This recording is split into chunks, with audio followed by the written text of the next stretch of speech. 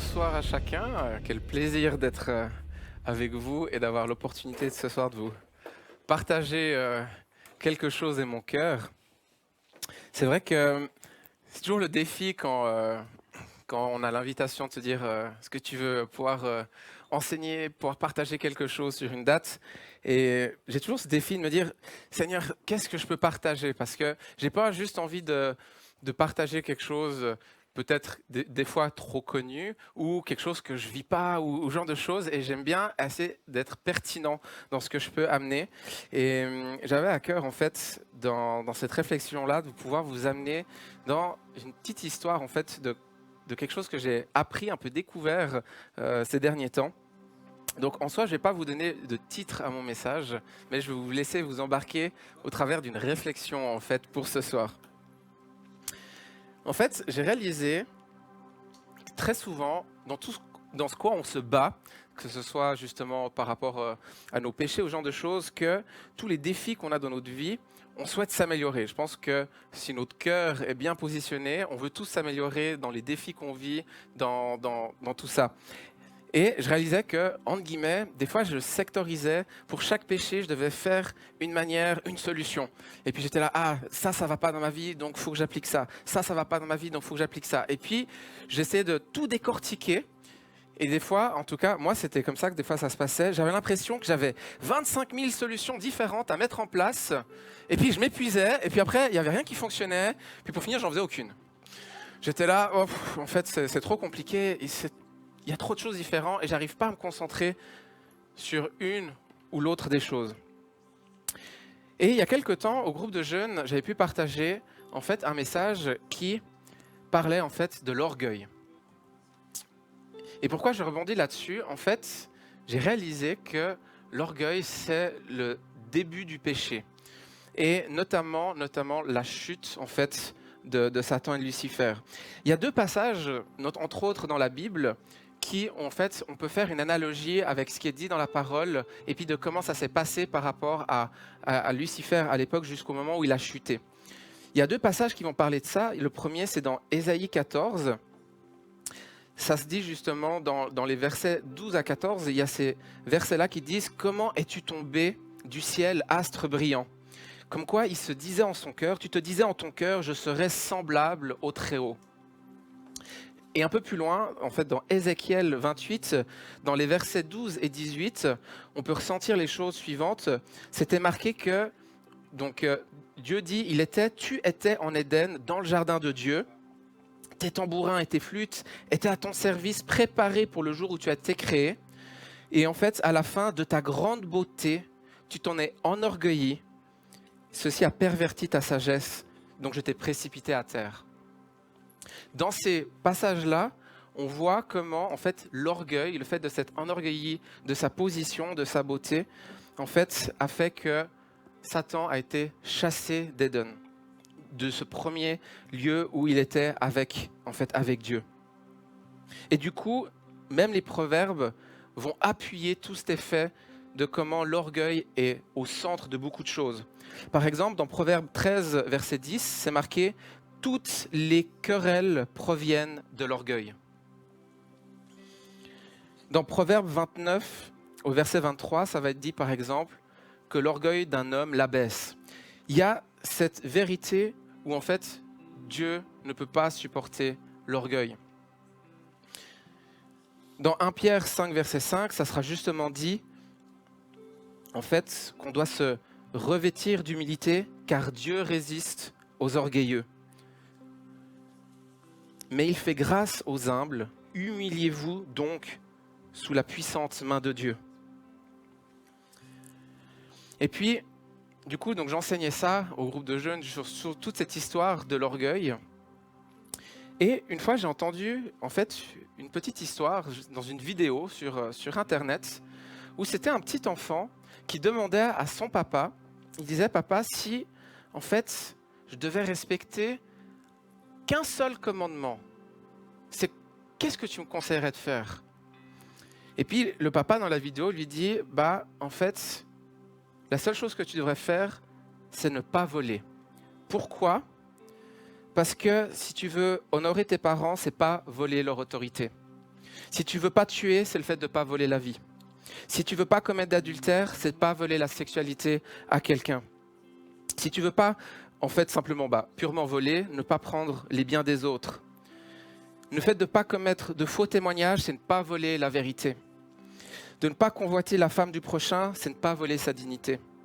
Et au final, de ne pas, évidemment, ne convoiter les biens de son prochain, parce qu'on sait que la convoitise, du coup, pousse après au vol et au fait de vouloir posséder.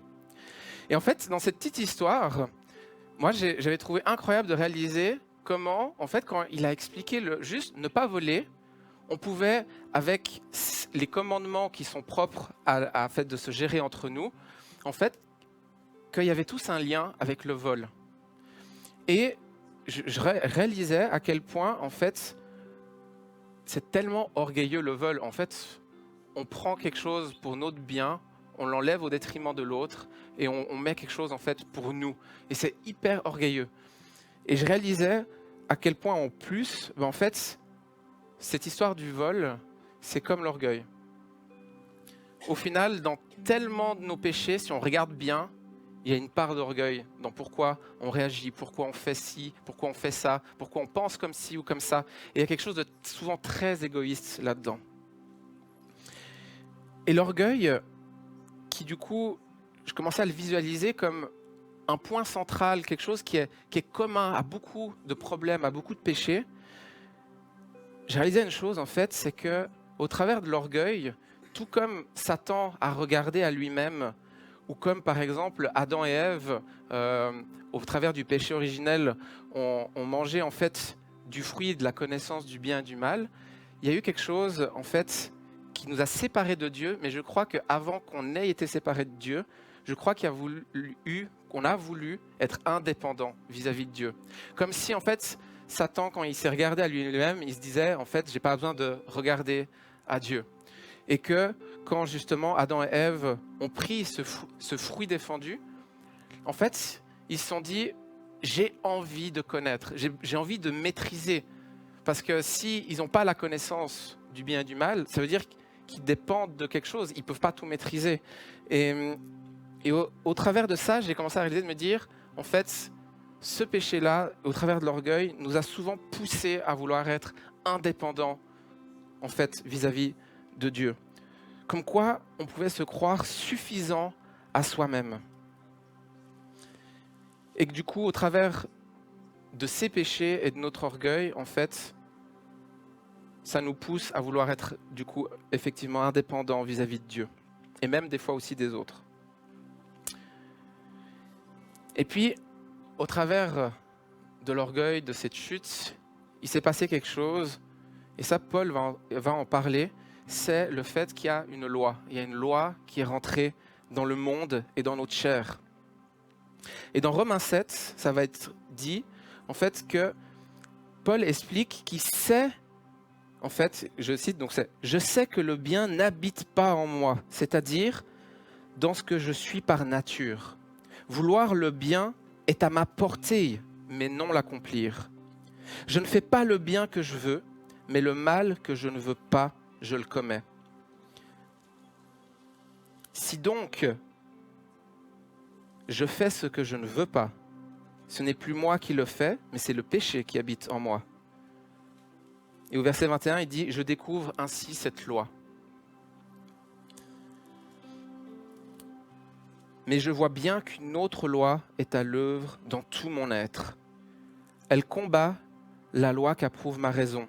Elle fait de moi le prisonnier de la loi du péché qui agit dans mes membres. » À l'ARJ, on a eu la chance d'avoir Matt Marvan qui était là avec aussi Sarah, et ils nous ont parlé justement en fait de ce passage dans Romains 7, où il nous parlait de cette loi du péché. Et il avait donné un exemple que une loi, c'est quelque chose que personne ne peut passer à côté. Il prenait l'exemple de la loi de la gravité. Il disait, peu importe les forces qu'on peut avoir humainement, il avait fait un petit concours où deux personnes tenaient des poids très lourds en fait avec leurs bras, de cette manière-là. Et il a dit, peu importe votre force, à un moment donné, vous allez lâcher. Ça peut durer des minutes ou suivant comment vous êtes comment les gens ont leur stature musclée, ils vont pouvoir plus ou moins tenir. Mais la loi de la gravité, elle est universelle, elle va exercer son pouvoir sur tout le monde à un moment donné. Et que, en fait, du coup, cette loi, elle est en nous, peu importe. Donc, on a beau essayer de faire tout ce qu'on veut par notre propre force, de lutter contre l'orgueil, de lutter contre tous les dérivés du coup des péchés. En fait, cette loi, elle est là, et par notre propre force, on ne peut rien y faire, on y est soumis. Et que sans Dieu, en voulant être indépendant de lui, en fait, on ne peut pas lui plaire. Et dans Romains 8, donc un peu plus tard que Romains 7 justement, ça dit en effet, l'homme livré à lui-même, donc voulant être dans son indépendance, dans toutes ses tendances, n'est que haine de Dieu. Il ne se soumet pas à la loi de Dieu car il ne le peut même pas. Les hommes livrés à eux-mêmes ne sauraient plaire à Dieu. Et là, on réalise qu'il y a cette loi. Malgré mes forces, malgré tout ce que je pourrais faire, je pourrais par moi-même jamais plaire à Dieu. Parce que je ne peux pas y arriver. Il y a cette loi universelle qui est là. Alors du coup, on peut se dire, ouais, c'est pas très cool tout le tableau qui est dépeint maintenant. Alors c'est quoi la solution? Justement, dans Romains 8, il va donner la solution. Tout d'abord, il commence en disant, maintenant donc, il n'y a plus de condamnation pour ceux qui sont unis à Jésus-Christ. Car la loi de l'Esprit, qui nous donne la vie dans l'union avec Christ, t'a libéré de la loi du péché et de la mort. Et un peu plus loin, donc il l'a fait, donc le il c'est Dieu, il l'a fait pour que la juste exigence de la loi soit pleinement satisfaite en nous qui vivons, non plus à la manière de l'homme livré à lui-même, mais dans la dépendance de l'Esprit. Et c'est là où je veux en venir, c'est que oui, il y a l'œuvre de Christ qui, en fait, à la croix, qu'on doit accepter par grâce, qui du coup va nous amener de nouveau dans la réconciliation avec le Père. Mais au-delà de ça, pour notre vie de tous les jours, on a besoin d'être dans la dépendance de l'Esprit. On a voulu, au travers de ce péché originel, être indépendant vis-à-vis de Dieu, et du coup, par nous-mêmes, on ne peut plus rien faire. Par contre, si on comprend de se dire que ça doit passer par une dépendance à l'Esprit pour pouvoir surmonter en fait cette loi du péché qui vient du coup être vaincue par la loi de l'Esprit. Et au final, quand je regarde plein de mes luttes, souvent dans mes pensées, dans tout ce que je peux vivre, dire ou faire, très souvent c'est là où je garde le contrôle. Là où je garde le contrôle parce que je veux être indépendante vis-à-vis de Dieu, je pense que je peux mieux gérer que lui, je pense que je peux mieux penser, mieux faire. C'est souvent là où c'est le plus difficile. Parce que des fois, je ne suis pas prêt à être dépendant de l'Esprit, dépendant de ce que Dieu veut faire dans ma vie. Du coup, on peut se poser la question, comment est-ce que je gère mes relations amicales, mes relations amoureuses? Comment je gère ma vie de famille, que ce soit avec les enfants, que ce soit vis-à-vis des parents? Comment est-ce que je gère mes finances? Comment est-ce que je gère mon caractère? Dans toutes ces choses-là, comment est-ce que je laisse le Saint-Esprit gérer? Donc, que je sais que je dois dépendre de lui.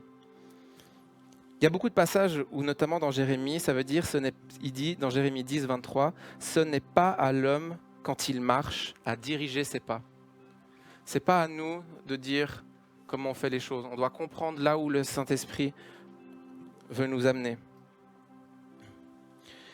Et c'était ça pour moi, la clé que je voulais pouvoir vous laisser, en fait, cette question, c'est de se dire, ok, je comprends que au travers de ce péché, où il y a eu cette indépendance vis-à-vis de Dieu qui s'est créée, il y a cette loi du péché qui s'est inscrite dans mon être, dans ma chair.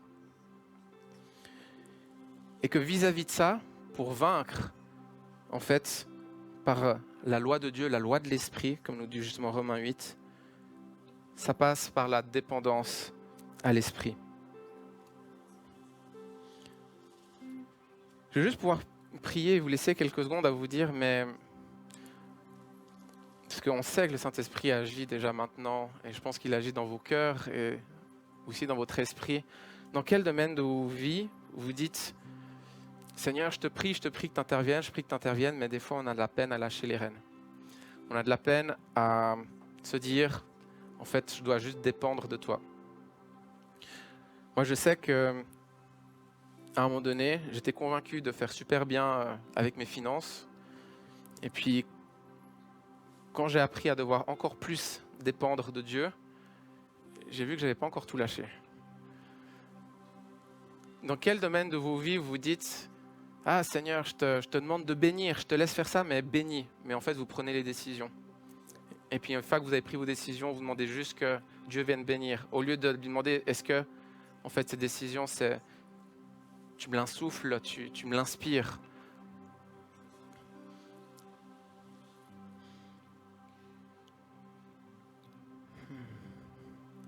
Proverbe 28 nous dit, celui qui a confiance dans son propre cœur est un insensé.